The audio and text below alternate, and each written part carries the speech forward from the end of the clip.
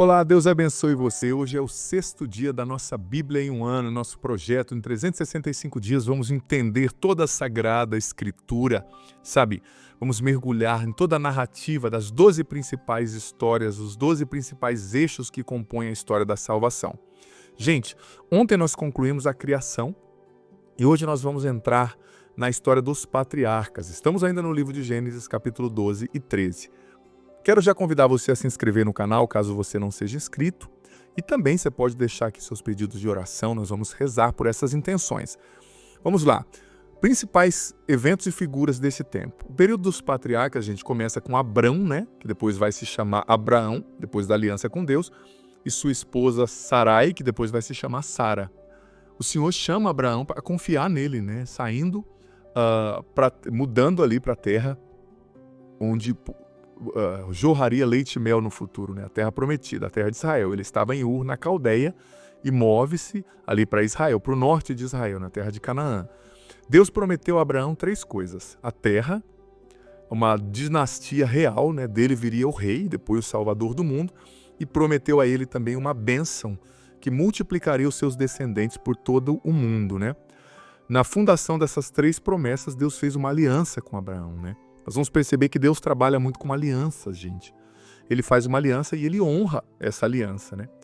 Nesse período, a Bíblia vai seguindo ali, né, através da bênção, a partir da bênção de Deus a Abraão, para o seu filho Isaac, depois para o filho de Isaac, que é Jacó. E o final desse período vai se focar mais em Jacó, que depois vai ser chamado Israel, né, quer dizer, aquele que luta com Deus, e no filho de Jacó, que é José. Deus vai trabalhar muito através da vida de José, né? José do Egito, e vai salvar Israel, sua família, num tempo difícil de fome futuramente. A gente vai ver, né? As principais figuras dessa história são esses que eu já disse, né? E também nós vamos nos focar depois no relacionamento que é central para essa narrativa, né? De José, filho de Jacó, com seu irmão Judá, né? Porque foi a Judá, a tribo de Judá, que Deus prometeu que da tribo de Judá ia vir o descendente, o Messias que salvaria o mundo. Veio Davi, depois Jesus lá na frente, né? Então é importante a gente entender isso. E nessa narrativa também tem 4 mulheres que são muito importantes: Sara, Agar, Rebeca e Raquel.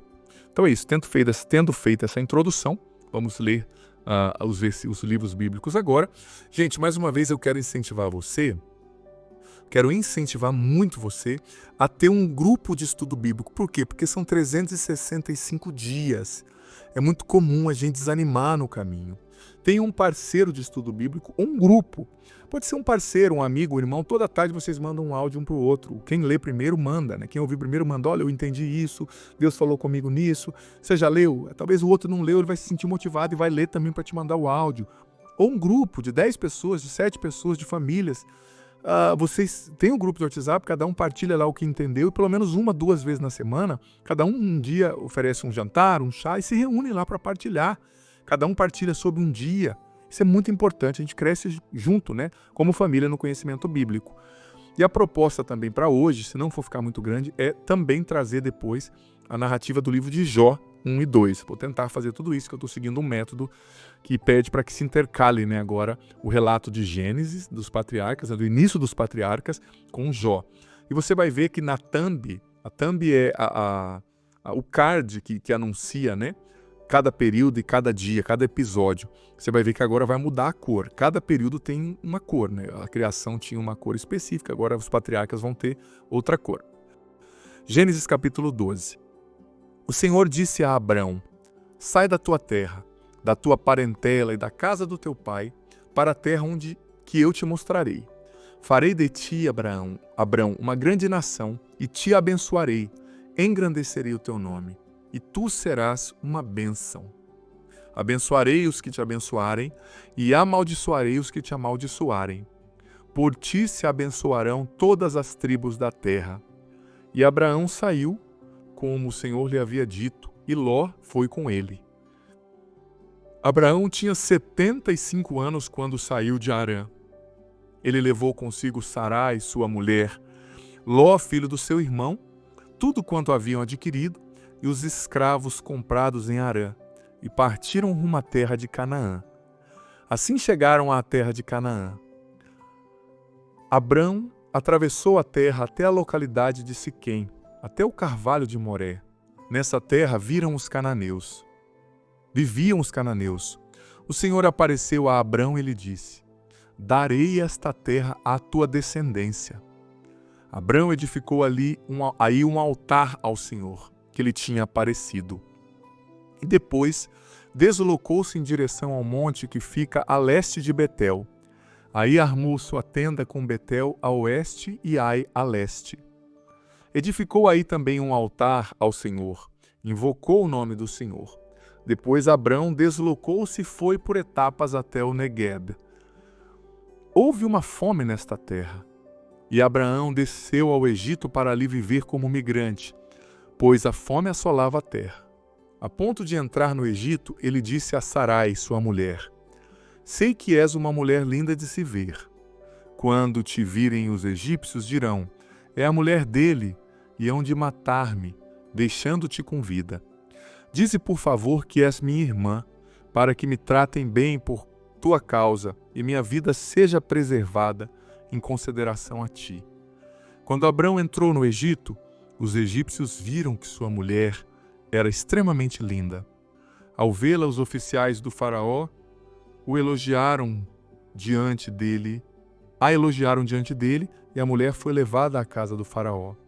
Quando Abrão foi tratado bem por causa dela, ganhando rebanho, gado e jumentos, escravos e escravas, mulas e camelos, o Senhor, porém, infligiu grandes pragas ao faraó e sua casa, por causa de Sarai, a mulher de Abrão. O faraó mandou chamar Abrão e lhe disse: que me fizeste? Por que não me contastes que ela é tua mulher? Por que disseste: é minha irmã? Pois assim a tomei como mulher para mim. Aqui está tua mulher, toma e vá embora. E o faraó deu ordens a seus homens a respeito dele, para que o despedissem com sua mulher e com tudo o que tinha. Do Egito, Abrão subiu ao Negueb, ele e sua mulher, com tudo o que tinha, e Ló com ele. Abrão era muito rico em gado, prata e ouro. Por etapas, deslocou-se do Negueb para Betel, até o lugar onde havia armado sua tenda anteriormente, entre Betel e Ai, o lugar onde havia erguido um altar, e aí Abrão invocou o nome do Senhor. Também Ló, que acompanhava Abrão, tinha rebanho, gado e tendas. A região, porém, não sustentava os dois morando juntos. O que possuíam era demais para que morassem juntos. Surgiu uma disputa entre os pastores dos rebanhos de Abrão e os de Ló. Viviam então nesta terra os cananeus e os ferezeus.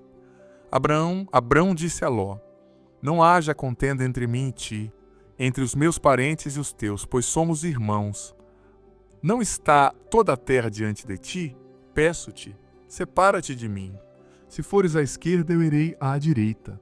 Se fores à direita, eu irei à esquerda. Levantando os olhos, Ló viu que todo o distrito do Jordão era inteiramente irrigado, até chegar a Segor, isto antes de o Senhor destruir Sodoma e Gomorra.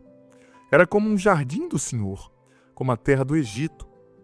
Ló escolheu então para si toda a redondeza do Jordão e deslocou-se sem rumo ao oriente. Dessa forma, separaram-se um do outro. Abrão se estabeleceu na terra de Canaã, enquanto Ló se estabeleceu nas cidades da redondeza do Jordão, armando as suas tendas até Sodoma. Os habitantes de Sodoma, porém, eram perversos e pecavam gravemente diante do Senhor. Depois da separação de Ló, o Senhor disse a Abrão: levanta os olhos e do lugar onde estás, olha para o norte e para o sul, para o oriente e para o ocidente. Toda esta terra que estás vendo eu a darei a ti e à tua descendência para sempre. Tornarei tua descendência como o pó da terra.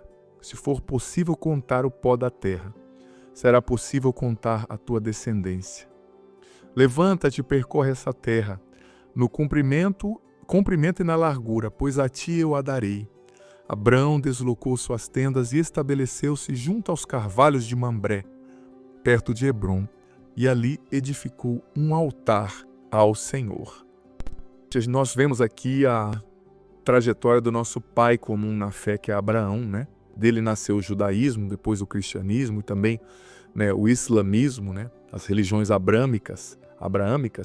Aqui ele ainda é Abrão, não Abraão, porque depois da aliança é que o nome dele vai mudar, né? Gente, a gente vê nessa narrativa que mesmo Abraão sendo um escolhido, né, um gigante da fé, ele também experienciou fraqueza, né? Ele também experienciou limitação. Deus tinha prometido para ele, olha, através da sua descendência eu vou abençoar o mundo inteiro. Vai acontecer, nada de ruim vai te acontecer. Mas mesmo ouvindo a voz de Deus, ele ainda por medo deu a sua esposa para ser concubina do faraó, por medo, né? Então, nem Abrão, nem nenhum dos patriarcas é perfeito, nem Jó, que nós vamos tentar ler aqui um pouquinho, a narrativa de Jó, só ler para conhecer a história, né? Eles não são perfeitos, mas mesmo sem ser perfeitos, eles foram chamados por Deus e demonstraram a fé em Deus, né? Vamos ver que a aliança foi estabelecida na fé de Abraão, não na justiça de Abraão. Porque Abraão é frágil como eu e você, mas ele teve fé e ele colocou essa fé em ação, né? Porque ter fé não é só acreditar, mas é lutar para obedecer a Deus em tudo. O catecismo nos ensina, a partir dos números 100 em diante, que a manifestação da fé se dá na obediência. É preciso obedecer a Deus para manifestar a fé em Deus, não é? E obedecendo, confiar nas suas promessas. Abraão já demonstrou aqui que ele deu uma pisadinha na bola, né? Claro, o tempo era cruel, mas ele precisava ter confiado. Se Deus falou que ele teria uma descendência, como que Deus ia permitir que o faraó o matasse? Ele não confiou totalmente, né? Na palavra de Deus, na promessa de Deus. E nós vemos também que Abraão, com um ato de sabedoria, acabou dividindo, né, a terra entre ele e entre o seu sobrinho Ló. O Ló era filho do seu irmão.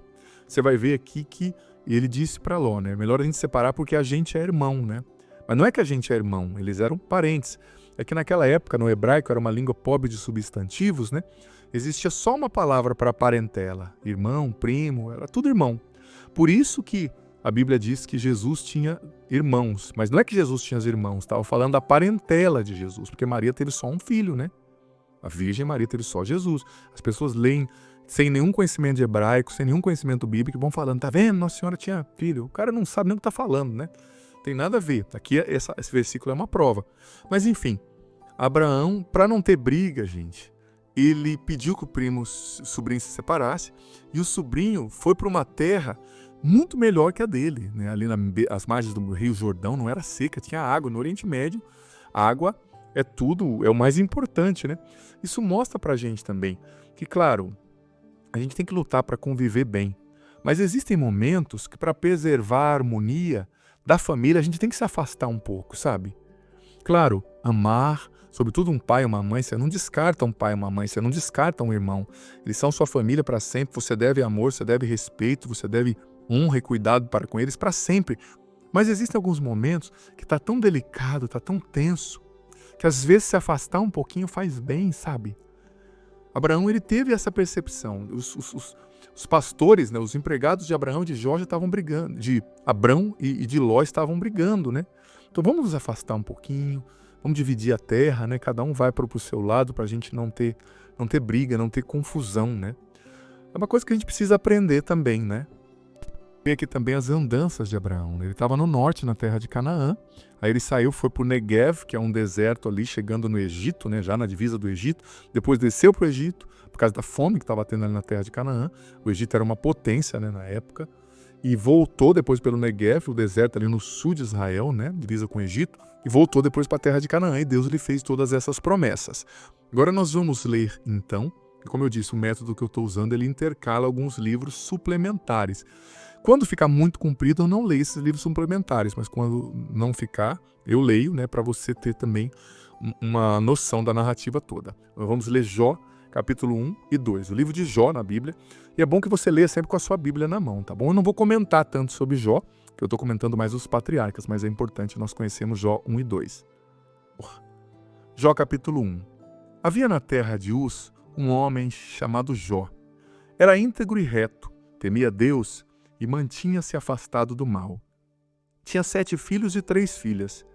Possuía também 7.000 ovelhas, 3.000 camelos, 500 juntas de bois, 500 jumentas e servos em grande quantidade. Era, pois, o homem mais rico entre todos os habitantes do Oriente. Seus filhos costumavam dar festas, um dia na casa de um, outro dia em casa de outro, e convidavam suas 3 irmãs para comerem e beberem com eles.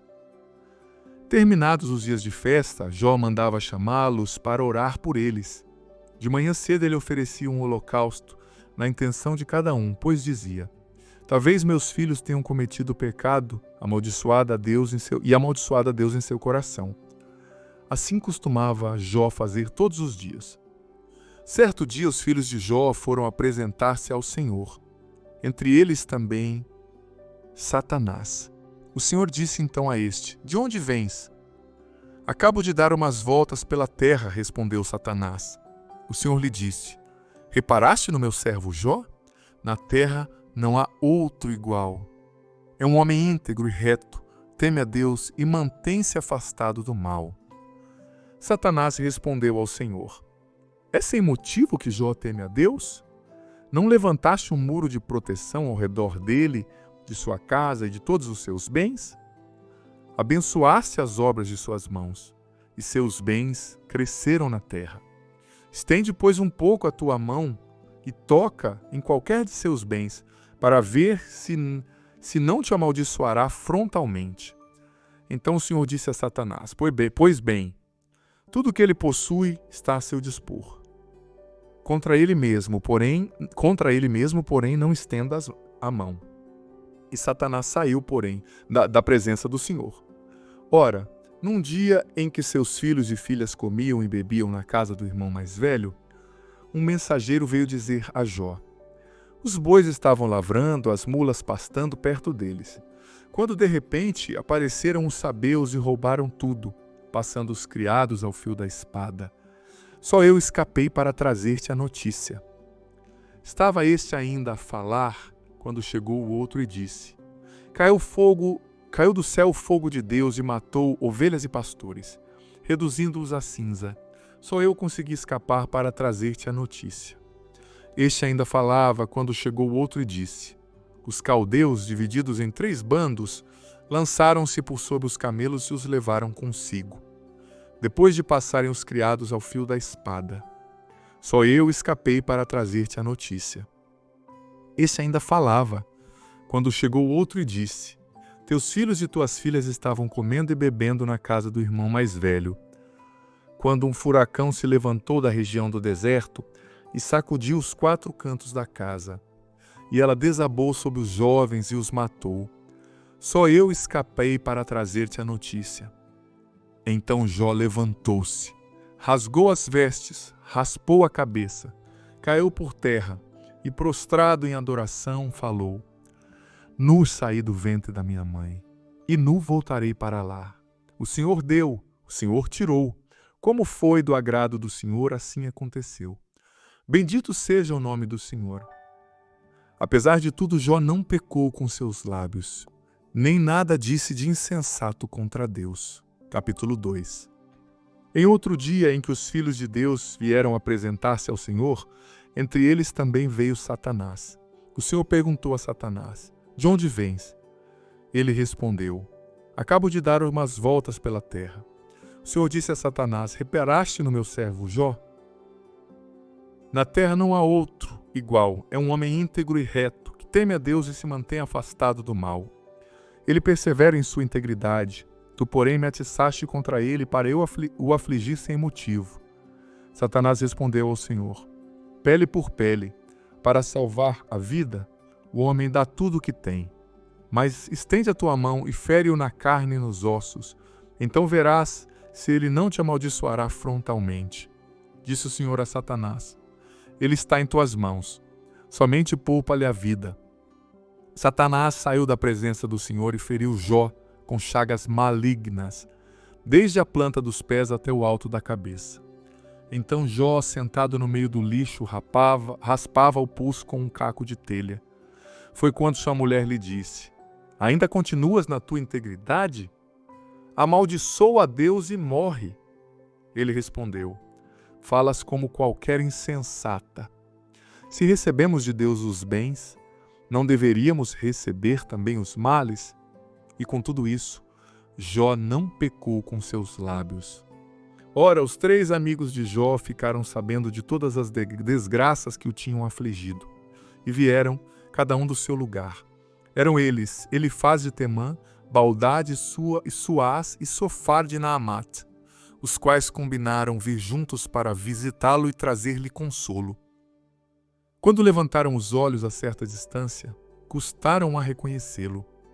Em alta voz começaram a chorar, rasgaram suas vestes e lançaram poeira para o céu sob as cabeças. Sentaram-se no chão, ao lado dele por 7 dias e 7 noites, sem dizer-lhe uma palavra, pois viam como era atroz a sua dor. Veja bem, esse método que nós estamos seguindo, né? A proposta é nós intercalarmos com as histórias centrais do eixo da história da salvação algumas outras narrativas bíblicas, livros suplementares. Hoje nós vemos Jó, a sua história. A gente vai analisar no livro de Jó o drama do justo, que é afligido, que é perseguido, sem motivo. O sofrimento dos justos, né? Esse é o tema central. Muito interessante. Você vê que naquela época eles entendiam Deus como a única força operativa da vida, né? O bem e o mal vinha de Deus. E Satanás pediu a Deus permissão para joeirar, né? Para peneirar, para provar Jó, e ele se manteve fiel. Nós vamos continuar refletindo sobre isso. Amanhã eu falo mais um pouquinho sobre Jó. Desça sobre você seu dia, a bênção do Senhor, Pai, Filho e Espírito Santo. Amém. Escreve aqui nos comentários, nem que sejam poucas palavras, uma linha, duas, o que você entendeu que ficou mais forte para você. Até amanhã, a meio-dia. Entra ao meio-dia e o vídeo fica o dia inteiro aqui, né? Para você ouvir, assistir a hora que você puder.